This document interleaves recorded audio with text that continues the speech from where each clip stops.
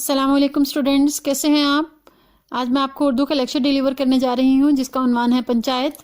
आज हम बकिया सबक की पढ़ाई करेंगे और साथ में इसकी एक्सरसाइज मुकम्मल करेंगे। तो चलते हैं अपने लेसन की तरफ। कल हमने यहाँ तक रीडिंग कर ली थी, आज उससे आगे पढ़ते हैं। रामधन मिसर बोले। रामधन मिसर कौन थे? जो पंचायती थे। ठीक है, अब क्यों देर की जाए और बोलो चौधरी किन किन आदमियों को पंच बिदते हो। बिदते हो यानी पंच मुकर्रर करते हो, चुनते हो। पंच किसे कहते हैं? यानी अपना फैसला करवाने के लिए तुम किसको चुनते हो। अलगू ने मुनकिसराना अंदाज में जवाब दिया। मुनकिसराना यानी आजिजाना अंदाज में जवाब दिया। समझू सेठ ही चुन लें, यानी मैं क्या चुनूंगा, समझू सेठ जो है वो खुद ही चुन लें। समझू सेठ खड़े हो गए और कड़क कर बोले, मेरी तरफ से शेख जुम्मन का नाम रख लो। अलगू ने अपना पहला नाम जुम्मन का सुना तो कलेजा धक से हो गया, गोया किसी ने अचानक थप्पड़ मार दिया। रामधन मिसर अलगू के दोस्त थे, पहुंच गए, वो बात के तह तक पहुंच गए। बोले चौधरी तुमको कोई उज्र तो नहीं, यानी तुम्हें कोई एतराज तो नहीं। चौधरी ने मायूसाना अंदाज से जवाब दिया, नहीं मुझे कोई उज्र नहीं। इसके बाद 4 नाम तजवीज किए गए। अलगू पहला चरका खाकर होशियार हो गए थे। पहला चरका यानी धोखा खाकर होशियार हो गए थे। खूब जांच कर इंतखाब किया, सिर्फ सरपंच का इंतखाब बाकी था। अलगू इस फिक्र में थे कि इस मरहले को क्यों कर तय करूं कि अचानक समझू सेठ के एक अजीज गुदड़ शाह बोले, समझू भाई सरपंच किसे बनाते हो? सरपंच यानी हतमी फैसला करने वाला तुम किसे बनाते हो? समझू खड़े हो गए और अकड़ कर बोले, शेख जुम्मन को। रामधन मिसर बोले। रामधन मिसर ने चौधरी की तरफ हमदर्दाना अंदाज से देखकर पूछा, अलगू तुम्हें कोई उज्र हो तो बोलो। अलगू ने किस्मत ठोंक ली यानी किस्मत की खराबी को महसूस कर लिया। हसरतनाक लहजे में बोले, नहीं मुझे कोई उज्र नहीं। शेख जुम्मन को अपनी अजीमुशान जिम्मेदारी का एहसास हुआ। उसने सोचा, मैं इस वक्त इंसाफ की ऊंची मसनद पर बैठा हूं, मेरी आवाज इस वक्त हुक्म खुदा है और खुदा के हुक्म में मेरी नियत को मतलब दखल ना होना चाहिए। मतलब यानी बिल्कुल भी दखल नहीं होना चाहिए। हक और रास्ते से जो भर टलना, जो भर यानी गंदुम और जो, क्लियर, यानी थोड़ा सा भी टलना, साइड पे होना, दुनिया और दीन ही में सयाब बना देगा। पंचायत शुरू हुई। फरीकैन ने अपने हालात बयान किए। जिरा हुई, शहादतें गुजरी। फरीकैन के मददगारों ने बहुत खींचतान की, यानी जो सवाल जवाब थे बहुत अच्छे तरीके से किए गए। जुम्मन ने बहुत गौर से सुना और तब फैसला सुनाया। अलगू चौधरी और समझू सेठ, पंचों ने तुम्हारे मामले पर गौर किया है। समझू को बैल की पूरी कीमत देना वाजिब है। जब जिस वक्त बैल इनके घर आया इसको कोई बीमारी न थी। अगर कीमत उसी वक्त दे दी गई होती तो आज समझू इसे वापस लेने का हरगिज तकाजा ना करते। रामधन मिसर ने कहा, कीमत के अलावा इनसे तावान भी लिया जाए। समझू ने बैल को दौड़ा कर मार डाला। जुम्मन ने कहा, इसका असल मामले से कोई ताल्लुक नहीं। गुदड़ शाह ने कहा, समझू के साथ कुछ रियायत होनी चाहिए, इनका बहुत नुकसान हुआ है और अपने किए की सजा मिल चुकी है। जुम्मन बोला, इसका भी असल मामले से कोई ताल्लुक नहीं है, ये अलगू चौधरी की भलमनसी पर मुनहसिर है। भलमनसी यानी उसकी अच्छी नीयत पर मुनहसिर है। ये फैसला सुनते ही अलगू चौधरी फूले न समाये। 1 घंटे बाद जुम्मन शेख अलगू के पास आए और इनके गले लिपट कर बोले, भैया जब से तुमने मेरी पंचायत की थी मैं दिल से तुम्हारा दुश्मन था, मगर आज मुझे मालूम हुआ कि पंचायत की मसनद पर बैठकर ना कोई किसी का दोस्त होता है और ना दुश्मन। इंसाफ के सिवा इसे और कुछ नहीं सूझता। अलगू रोने लगे। दिल साफ हो गए। दोस्ती का मुरझाया हुआ दरख्त फिर से हरा हो गया। अब वो चालों की जमीन पर नहीं, हक और सच की जमीन, इंसाफ की जमीन पर खड़ा था। ठीक है, यानी जब किसी को फैसला देने का इख्तियार दिया जाता है, फैसला करने का इख्तियार दिया जाता है, तो उसे चाहिए कि दोस्ती दुश्मनी हर चीज भुलाकर उसके मुताबिक फिर फैसला करे। क्लियर जी। देखिए अपनी एक्सरसाइज की तरफ, ये मुख्तसर जवाब दीजिए। जुम्मन शेख और अलगू चौधरी में दोस्ती का आगाज कब हुआ? जुम्मन शेख और अलगू चौधरी में दोस्ती का आगाज तब हुआ जब जुम्मन के वालिद के पास दोनों शागिर्द थे।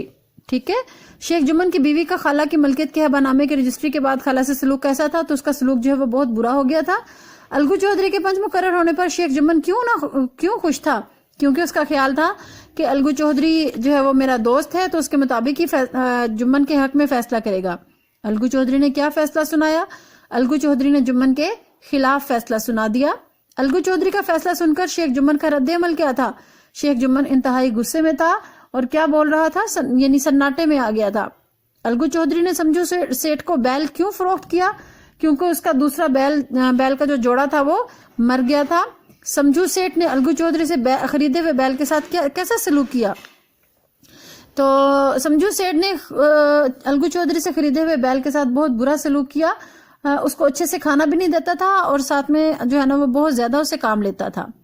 क्लियर। अगला क्वेश्चन है, अलगू चौधरी और समझू सेठ ने कौन सा तनाज़ा पंचायत के सामने पेश किया, तो अलगू चौधरी ने बैल का जो तनाज़ा था वो पेश किया था।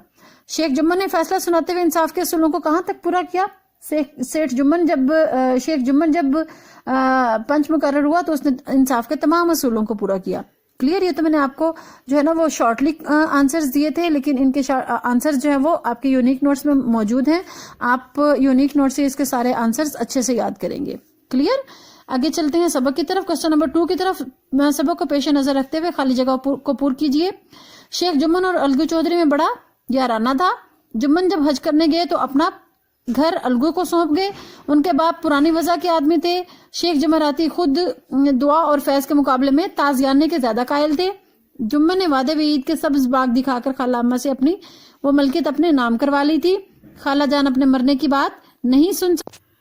बूढ़ी खाला ने अपनी दानिश में तो गिरिया और जारी करने में कोई कसर ना उठा रखी थी। शेख जुम्मन को भी अपनी अजीम शान जिम्मेदारी का एहसास हुआ।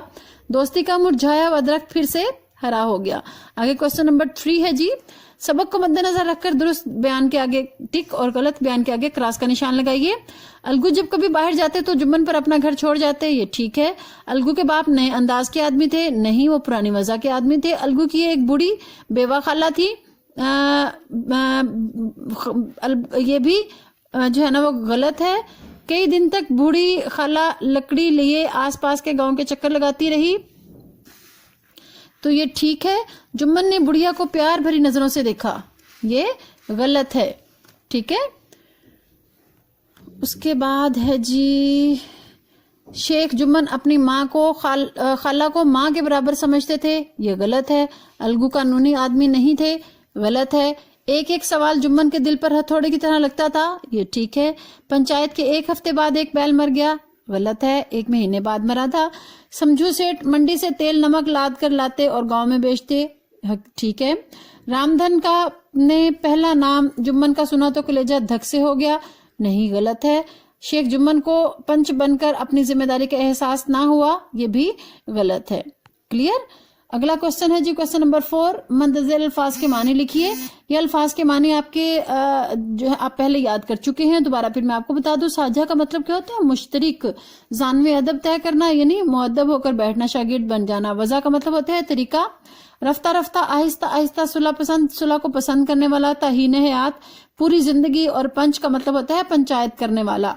क्लियर। क्वेश्चन नंबर 5 है जी, मंदज़ेल अल्फाज की मोनस लिखिए। उस्ताद की मोनस, ये भी आप याद कर चुके हैं, ठीक है। उस्ताद की मोनस है उस्तानी, शेख की शेखानी, चौधरी की चौधराइन, सेठ की सेठानी और बैल का गाय। बैल की मोनस है गाय।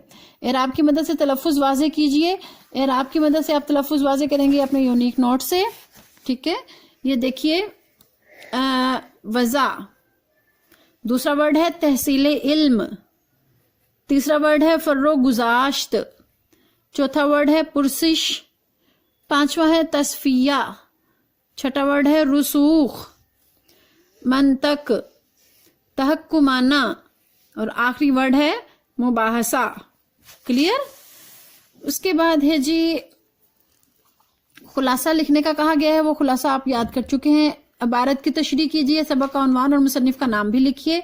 इस इबारत की तशरीह आप अपने नीट कॉपीज पे लिखेंगे, ठीक है। नोट से आप बेशक जो है ना वो हेल्प ले सकते हैं, वहां से पढ़ सकते हैं, लेकिन आप लिखेंगे अपने अल्फाज में।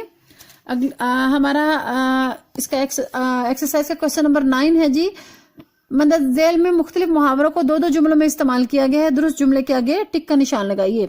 सबज बाग दिखाना, इसका मतलब है लालच देना। क्या मतलब होता है, लालच देना, ठीक है। तो अब आप ये खुद से करेंगे कि अकरम ने मुझे मुल्तान में अपने सबज बाग दिखाए, ये ठीक है। या सियासी लोग सबज बाग दिखाकर आवाम को लूटते हैं, ये ठीक है। क्लियर। दूसरा है जी, जख्म पर नमक छिड़कना, इसका मतलब होता है तकलीफ में इजाफा करना। साद ने मेरे बाजू के जख्म पर नमक छिड़का तो मेरी चीखें निकल गईं, ये सेंटेंस ठीक है। या आप मेरे जख्म पर नमक छिड़कने की बजाय मेरी मदद करें, ये ठीक है। ये आप खुद बताएंगे।